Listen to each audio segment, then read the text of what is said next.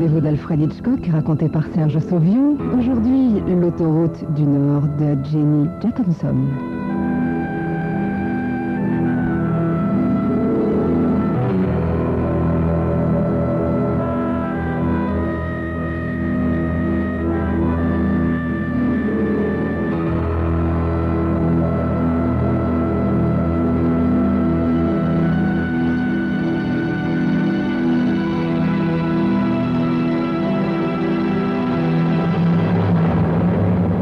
Je suis justement en train de me dire que la circulation est joliment fluide ce jour-là sur l'autoroute de Barclay quand je vois une lumière rouge dans mon rétroviseur.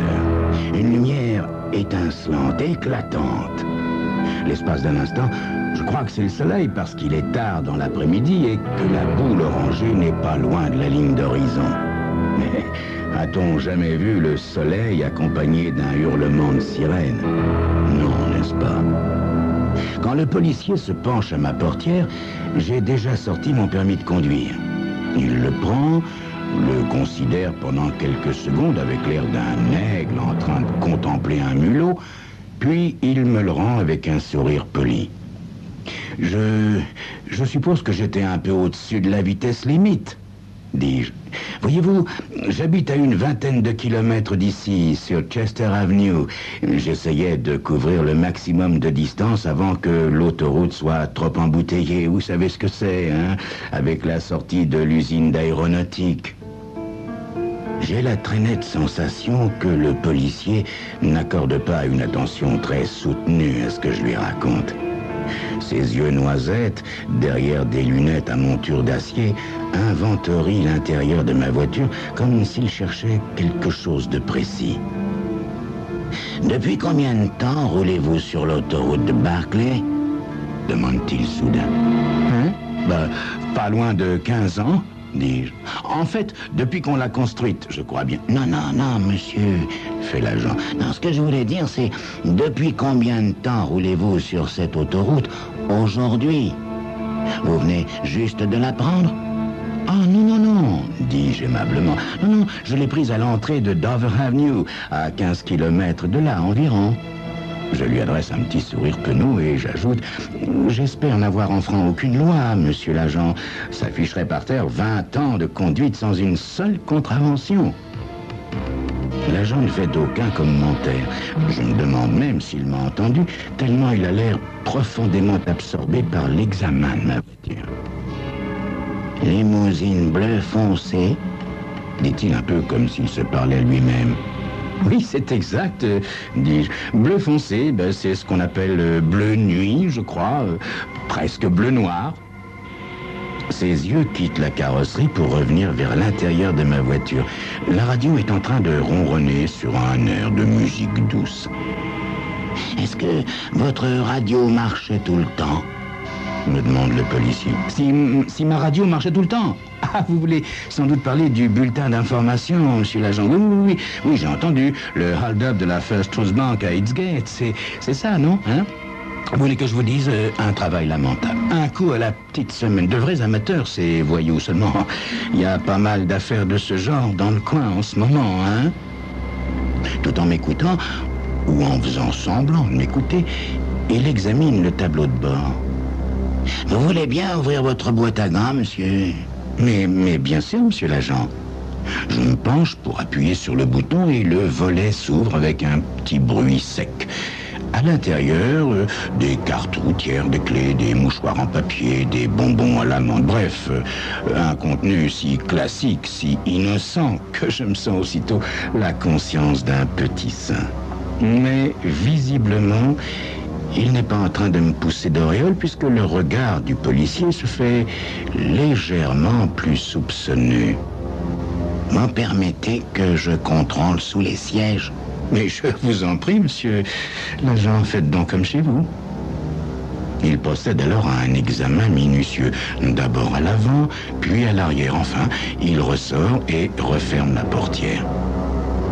Je ne veux pas vous causer d'inquiétude, monsieur Havermeyer, c'est bien ça? Oui, c'est ça, dis-je. Richard Havermeyer. Donc, je ne veux pas vous causer d'inquiétude, monsieur Havermeyer, mais Il se trouve que votre voiture est de la même couleur et du même modèle que celle qui a été utilisée au cours du hold-up de la First Trust Bank. Je hausse vaguement les épaules. Vous savez, monsieur l'agent, je ne vois là rien d'inquiétant. Hein. Les limousines bleu foncé sont courantes ici, en Californie. Ailleurs aussi, probablement. Peut-être, dit le policier. Non, à vrai dire, personne n'a bien pu voir le chauffeur, ni relever le numéro d'immatriculation, mais 2 témoins ont pu identifier la voiture qui s'éloignait comme étant une limousine bleu foncé. Où m'avez-vous dit déjà que vous avez été cet après-midi, monsieur Havermeyer?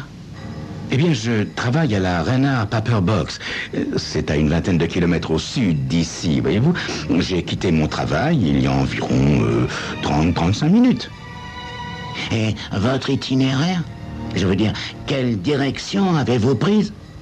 Mais la direction du nord, bien sûr, monsieur l'agent. Voyez-vous, si vous habitez vers le nord et que vous travaillez dans le sud, vous prenez la direction nord pour rentrer chez vous, hein? C'est simple.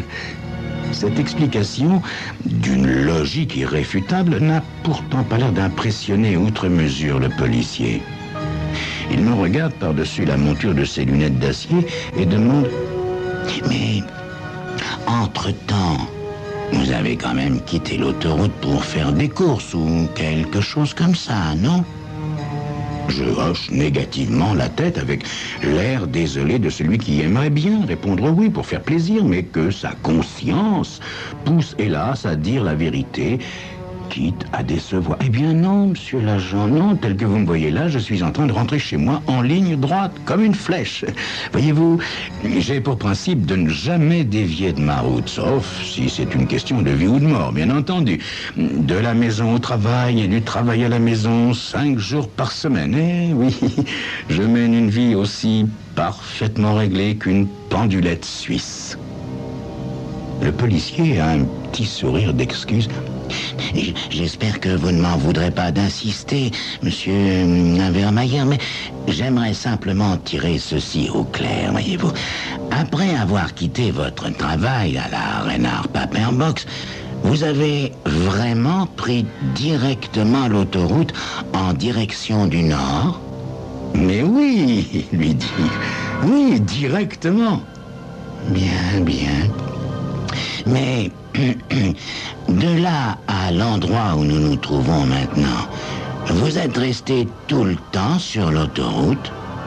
Vous n'êtes vraiment pas allé vers l'est, du côté de la First Trust Bank? Hein? Et vous n'êtes pas revenu vers l'ouest pour regagner l'autoroute? Mais il commence à m'agacer sérieusement, celui-là, avec ses questions, ses insinuations. Et puis qu'est-ce qu'il a à répéter toujours la même chose, l'ouest, l'est? Mais c'est avec une patience et une courtoisie exemplaires que je réponds. Enfin, écoutez, voyons, mais comment l'aurais-je pu? Puisque je n'ai jamais quitté cette autoroute. Non, franchement, monsieur l'agent, là, sauf votre respect, je ne crois pas que vous m'ayez écouté très attentivement, hein? Si, soyez sans crainte, monsieur Havermeyer. Je vous ai écouté. Donc, pour résumer, vous m'avez dit que vous n'aviez jamais quitté l'autoroute. C'est bien ça? Oui, monsieur l'agent, c'est bien ça. La vitesse avec laquelle il sort son revolver me coupe littéralement le souffle. Mais comme j'ai des doutes sérieux quant à la rapidité de son esprit, je ne m'affole pas trop. Vous êtes arrêté pour interrogatoire, monsieur Havermeyer, dit le policier sur un ton qui ne plaisante pas. Mettez vos 2 mains sur le volant et surtout pas un geste.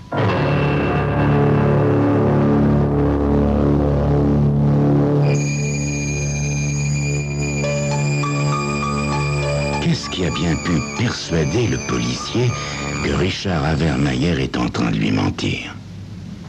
C'est ce que vous saurez dans quelques instants.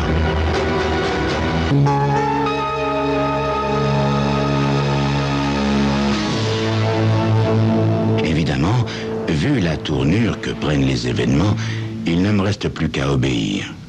Je pose les mains sur le volant et lève vers le policier un regard plein de commisération. Un interrogatoire, monsieur l'agent? Non, vraiment. Mais en rapport avec quoi, grand Dieu?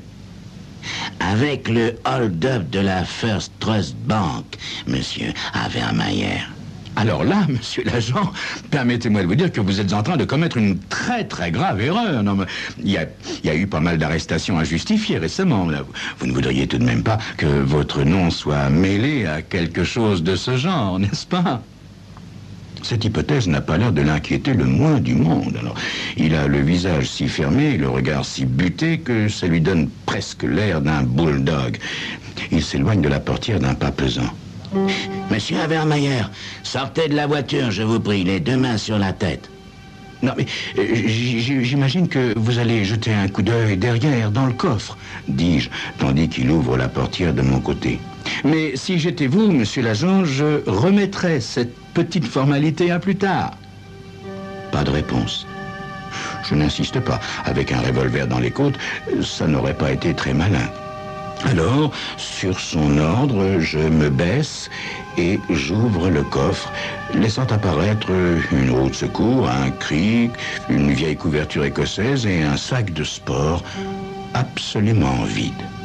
Vous voyez, monsieur l'agent, il n'y a vraiment rien d'intéressant là-dedans, dis-je avec une note de triomphe dans la voix, mais une note discrète, évidemment.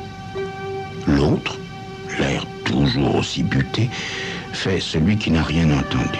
« Refermez le coffre, monsieur Havermeyer, dit-il. Et maintenant, écartez les pieds et mettez les mains sur le toit. » Je m'exécute et j'ai alors droit à une fouille en règle. Et tout à coup, j'entends dans mon dos comme un petit ricanement. Un ricanement où il y a une note de triomphe. Et pas discrète du tout, celle-là. Ah, monsieur Havermeyer, qu'est-ce que c'est que ça, hein? Je me retourne à demi et avec précaution. Ça, dis-je en avalant ma salive avec quelques difficultés. Ça, c'est un rouleau de ruban adhésif, bien sûr, hein? Pour tous les petits accidents qui arrivent forcément dans la vie de tous les jours. Tiens, et ce rouleau de ruban adhésif, il n'aurait pas plutôt servi à faire tenir l'argent sous la voiture? Quoi? Non mais c'est absurde, monsieur le policier. Absurde ou pas, il me ramène à l'avant de la voiture, me fait asseoir et m'attache les mains au volant avant de s'éloigner de son pas pesant. La radio déverse toujours sa musique sirupeuse et soudain, elle est interrompue par un flash d'information. Nouvelle de dernière minute. C'est notre envoyé spécial, Sid Spangler, qui revient pour vous d'Eastgate, théâtre du spectaculaire hold-up de la First Trust Bank. Il va vous faire le point sur la chasse aux gangsters à la voiture bleue nuit. Je me mets à rire tout seul. Décidément, ils ont de ces mots. Le dénommé Spangler prend la parole d'une voix haletante. La police d'Eastgate s'est mise à l'œuvre à une vitesse fulgurante et le chef de la police d'Eastgate, Warren Milner, a résumé ainsi la situation. Nous l'aurons et il ne peut rien pour attendre. Restez à l'écoute de notre station pour d'autres nouvelles très prochainement. Et maintenant, revenons à notre programme de variété destiné aux automobilistes fatigués sur le chemin du retour au bercail. Numéro 26 à notre hit parade, les Dirty Hardmen et Ricky Livingstone dans un extrait de leur dernier album, Just a Song. J'ai un frémissement d'horreur en entendant le tintamarre diffusé par le haut-parleur et je suis en train de me demander à quoi peut bien ressembler la chanson classée dernière au hit parade quand le policier revient vers ma voiture. Il laisse tomber à mes pieds les liasses de billets de banque avec les bouts de ruban adhésif collés autour, un peu comme il aurait lâché un torchon sale. Monsieur Havermeyer, ça se présente rudement mal pour vous. Je me dresse sur mon siège autant que me le permet ma très inconfortable position. Non, écoutez, monsieur l'agent, je n'ai jamais vu cet argent de ma vie, et vous le savez très bien. Perdez pas votre temps, monsieur Havermayer, et arrêtez de me faire perdre le mien. Cet argent était collé sous la voiture. Je dois vous avertir que tout ce que vous direz à partir de maintenant pourra être utilisé contre vous. Mais quelqu'un est en train de me jouer un sale tour, monsieur l'agent, lui dis-je. Je n'ai jamais quitté l'autoroute, je ne suis jamais allé à Eastgate de ma vie, et je rentrais directement chez moi, je vous l'ai dit. Je crois même vous l'avoir répété. Le policier a un petit sourire narquois. Et moi, j'ai bien failli vous croire, monsieur Havermayer. Oui, mais j'ai bien failli, seulement, voilà, il y a eu un petit détail, un tout petit détail, mais ce sont parfois les plus redoutables. Un petit détail, dis-je dans un souffle. Mais qu'est-ce que vous êtes encore en train de manigancer? Mais rien du tout, monsieur Havermayer. C'est un peu de jouer les persécutés, voulez-vous? Regardez plutôt au-dessus de votre volant et dites-moi ce que vous voyez. Je lève les yeux et énumère tout ce qui croise mon regard. Le pare-brise, le rétroviseur, avec mon petit ours en peluche porte-bonheur attaché par un ruban vert, le pare-soleil. Mais ce petit jeu ne m'amuse pas longtemps. Je me retourne vers le policier d'un air excédé. Bon, qu'est-ce que je suis censé rechercher exactement, hein? Vous pourriez peut-être me mettre sur la voie. Mais bien sûr, monsieur Havermayer, dit le policier d'un ton soudain bien conciliant. Bien sûr, monsieur Havermayer. Dites-moi, dans quelle position se trouve votre pare-soleil? Mais mon pare-soleil il est baissé, bien entendu, dis-je aussitôt. Comment voudriez-vous qu'un automobiliste voie quelque chose avec le soleil en plein dans le... Je m'arrête net. Un détail. Il a appelé ça un détail, ce fumier. Quoique, au fond, il a raison. C'est effectivement un détail. Mais c'est bien connu. Il y a des détails qui tuent. Oubliez de relever mon pare-soleil. Quel idiot je suis. Excusez-moi, monsieur Havermayer, me dit-il, je vais vous quitter un petit instant pour téléphoner. Oh, j'en aurai pas pour bien longtemps. Oh, à propos, je vais vous laisser une main libre, n'est-ce pas? Des fois que vous voudriez vous protéger les yeux du soleil. Il est meurtrier aujourd'hui. J'ai tout juste la force de marmonner. Oui, ça, monsieur l'agent, je vous le fais pas dire.